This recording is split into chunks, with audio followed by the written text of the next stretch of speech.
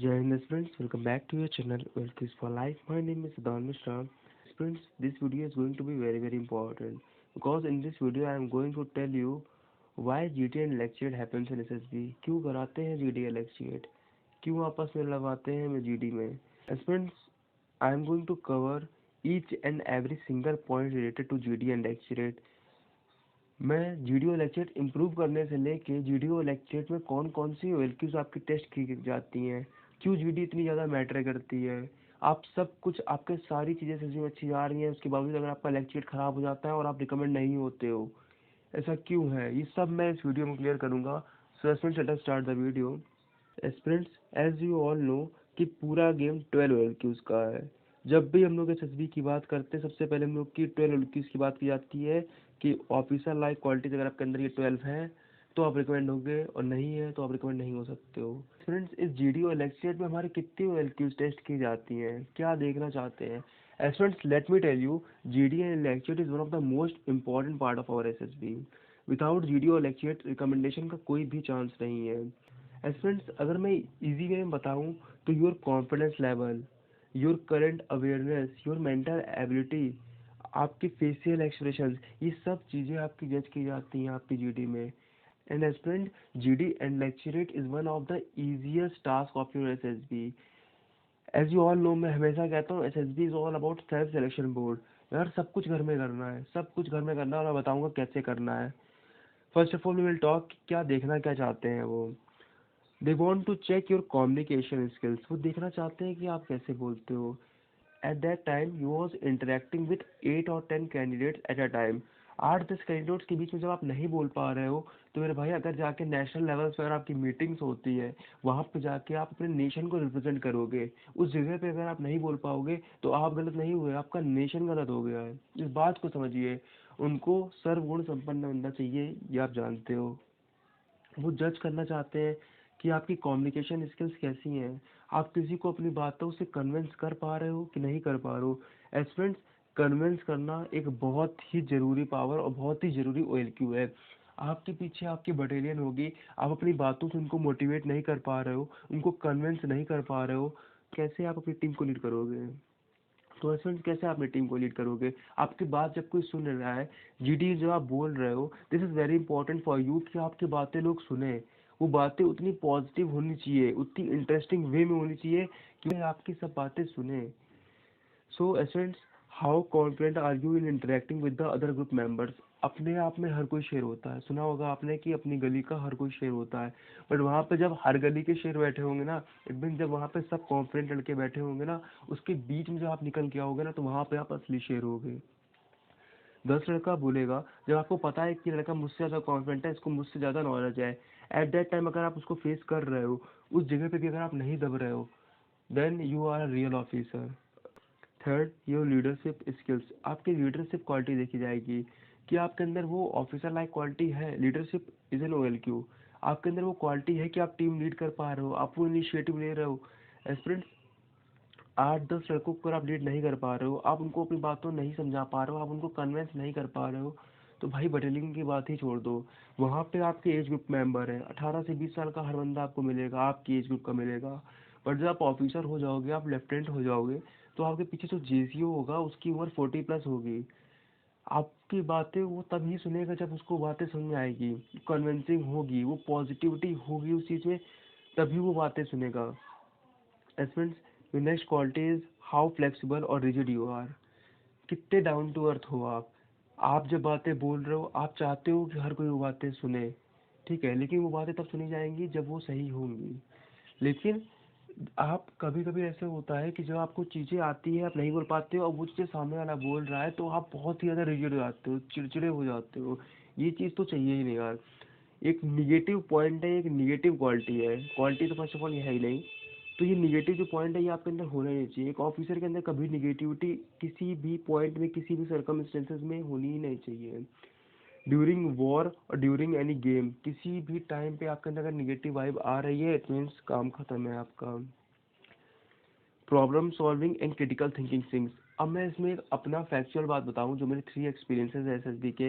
इसमें friends, problem solving से लिखा हुआ देखिए, अगर आपको एक टॉपिक दिया गया है, आपको बोला गया है कि आप इस पे बोलना शुरू करिए, पॉजिटिव और नेगेटिव, प्रॉस और कॉन्स हर चीज में होते हैं।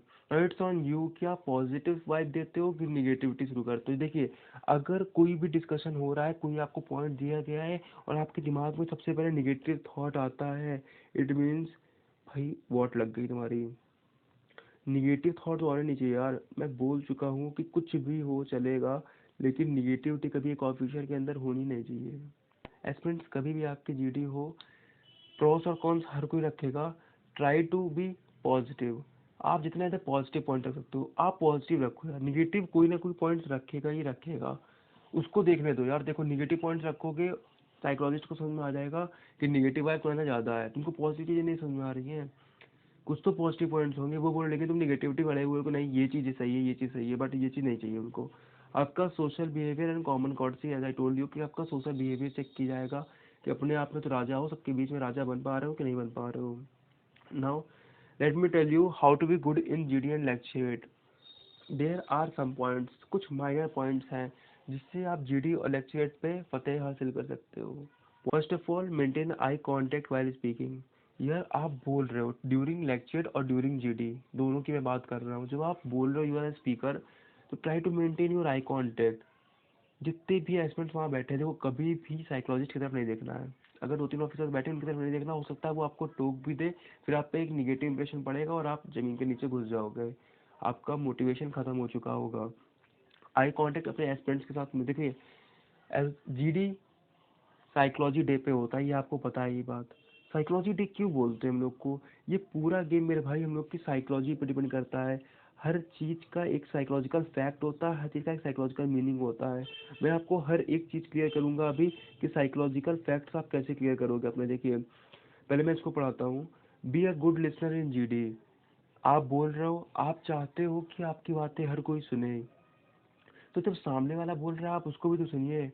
एस्पिरेंट्स, माइट पॉसिबल कि आपको जीडी का वो टॉपिक नहीं आता हो सकता है कि आपको टॉपिक नहीं क्लियर हो। जो स्पीकर है एस्पिरेंट्स, अगर आप उसको सुनोगे, आपके दिमाग में अपने आप पॉइंट्स जनरेट हो जाएंगे। यार कोई चीज़ें देखिए, टॉपिक से आपको नहीं समझ में आ रहा आपको क्या बोलना है, बट आप चार पांच लाइनें जब सुनोगे तो आपको समझ में आ जाएगा कि किस फेस पे बात हो रही है, क्या चल रहा है। और जीडी और लेक्चर हमेशा करंट इश्यूज पे होते हैं, जो टॉपिक हमेशा आपने सुने होते हैं, बट आपने अगर नहीं पढ़ा होता है तभी आप वहाँ पे बोल्ड हो जाते हो। ठीक है, तो करंट से तो अवेयर रहना ही है। जीडी में गुड लिसनर है ना यार। देखो, साइकोलॉजिस्ट ऐसा नहीं है कि जो स्पीकर है सिर्फ उसको सुन रहा है। आप बैठ रहे हो ना, आप देख रहे हो, आपको भी वो जज कर रहा है कि कितने ज़्यादा आप मैच्योर हो। आप उसकी बातों को सुन रहे हो कि नहीं, कि सिर्फ मुझे बोलना है, अड़ियल नहीं चाहिए। Speak well and loud.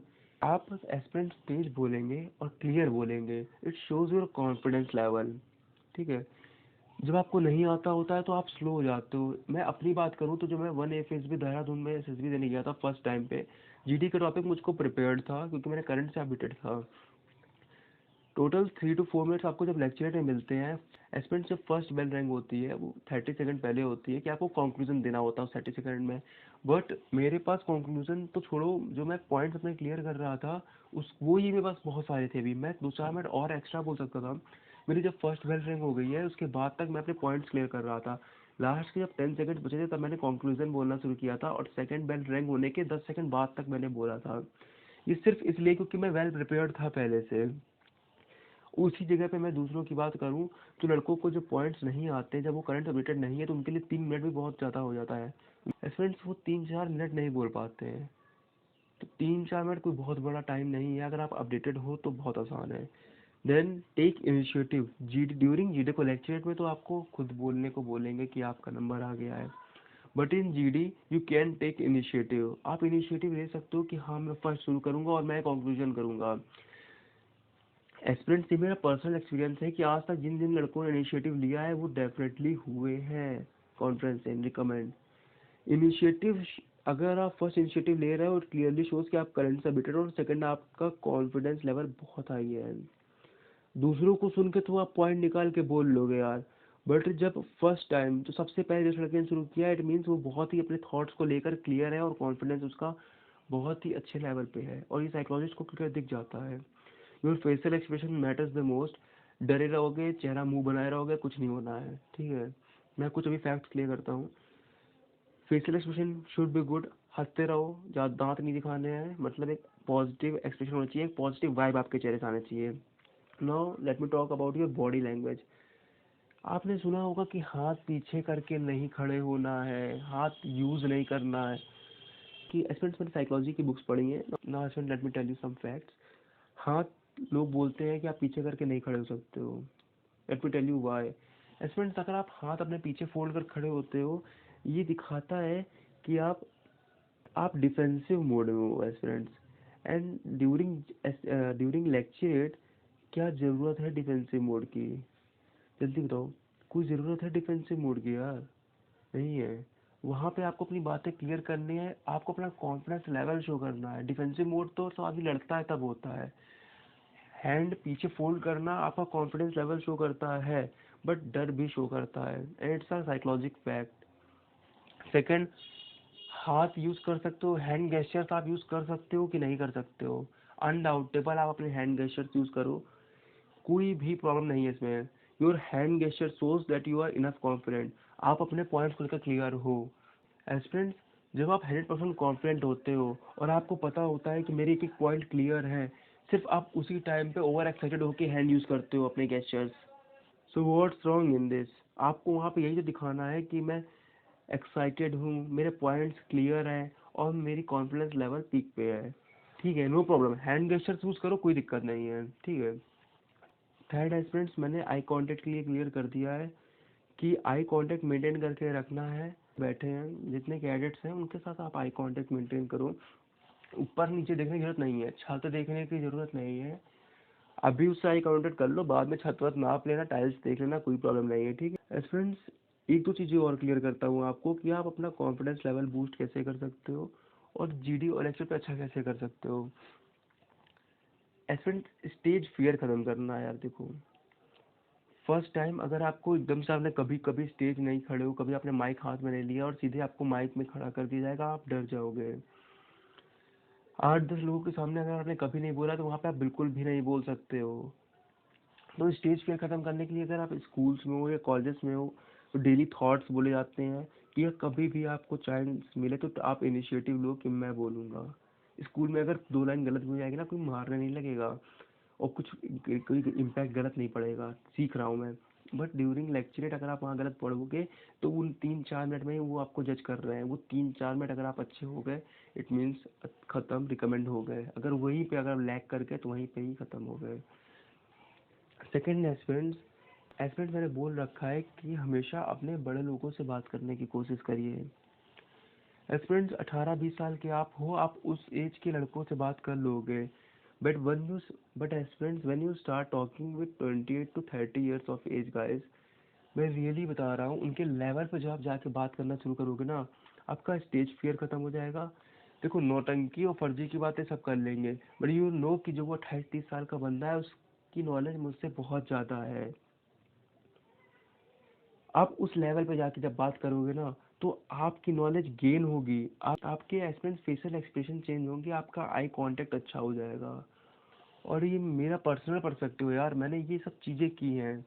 ऐसे नहीं फर्जी मैं 3 टाइम्स रिकमेंड हो गया हूँ फ्रेंड्स। ये छोटी छोटी चीज़ें ना आपको एस में बहुत ज़्यादा मदद करेंगी।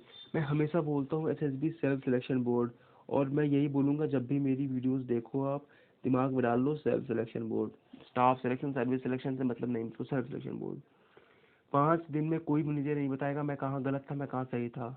सेल्फ सिलेक्शन बोर्ड, मैं जो करके आऊँगा उसका रिजल्ट मिलेगा। और हर चीज़ वहाँ पे ऐसी होती है जो आप कर सकते हो, अगर आपके अंदर कॉन्फिडेंस है। सब कुछ अच्छा है, कॉन्फिडेंस नहीं है ना यार, फिर भी नहीं कर पाओगे, ये जान लो। तो सिर्फ एक 12 को छोड़ के सिर्फ एक चीज़ में फोकस करो, कॉन्फिडेंस बिल्ड करने पे। और मैंने उसके लिए बता रखा है आपको कॉन्फिडेंस कैसे बिल्ड करना है। आज मैं वीडियो यहीं पे ख़त्म करता हूँ फ्रेंड्स। अगर किसी की एसएसबी लगी हुई है, अपकमिंग एनडी और सीडी से एसएसबी लगी हुई है, वो मुझको कमेंट कर सकता है। मैं उसके लिए 1-2 दिन में एक वीडियो बना दूंगा जिसमें मैं जीडी और लेक्चर के टॉपिक्स बता दूंगा। हर चीज़ का फ्रेंड्स एक सिलेबस होता है, वीडियो लेक्चर का भी एक सिलेबस है, इन द सेंस कि एक कोई पर्टिकुलर टॉपिक्स है उसी में से वीडियो लेक्चर ली जाती है। ये मेरा एक्सपीरियंस है 3 टाइम्स का, कि मैं जो वीडियो लेक्चर के टॉपिक प्रिपेयर करके जाता था उसी में से आते थे।